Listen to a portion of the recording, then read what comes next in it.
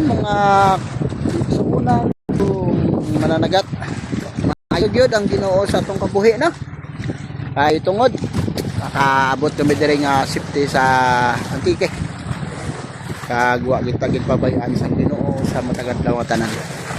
Ay mga kigsunan na ako diri sa Antique. Nalantawan ninyo mga kaigsunan yung mga bangka. Ito. Kasi maalon pa.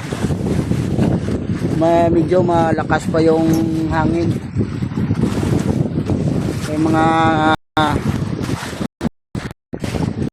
kapatid. Ito po ako ngayon sa dagat. Yan. Yan po. Ito po yung bangka sinasakyan ko. Medyo maliit lang. Pero yun naman. Saka mayroon kaming manok dito. Buhay na buhay pa. Ito pala yung ganito. Plakalaki yung bangka. Sinasakyan. Mayroon tayong batong dala dito. Saka mga kabilya din. Kasi ginagamit namin lahat yan. Ito po.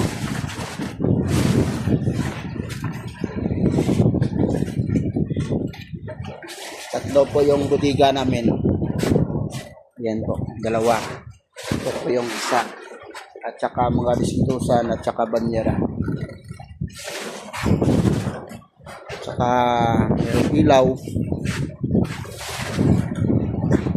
Ito po mga kapatid, yung trabaho namin dito. Medyo mahirap talaga kapag sa dagat ka ng trabaho.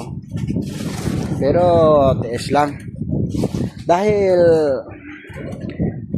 pinamuhay tayong mahirap, at tayong mahirap.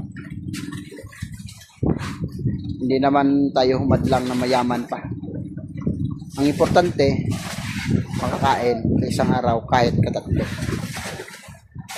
At una sa tanan, darasal sa Panginoon ang lahat.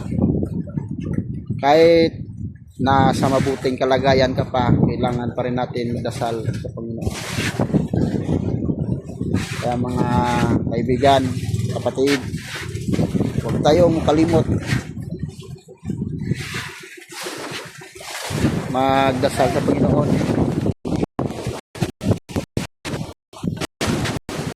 Kaya mga kapatid, kung sa laot tayo, lagi tayong mag-ingat bago tayo umalis.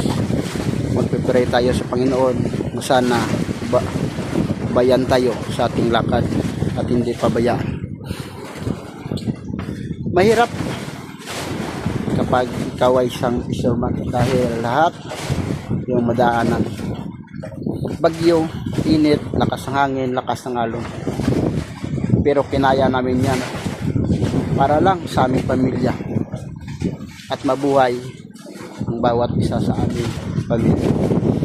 Kaya itong mga kapatid, ito po yung part ng Antique, katulad rin ng Negros, parang Don, Kawayan, ganyan. Kaso iba lang dito, mayroong Robinson at saka Kaisano, SM at saka City Mall. Dito ako napadpad dahil sabi niya okay naman daw ang pamumuhay dito, kaya nagtry ako.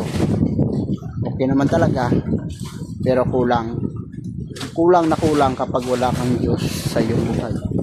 Kaya mga kapatid, hanggang dito na lang ako at saka magandang gabi na inyong lahat. Ingat palagi.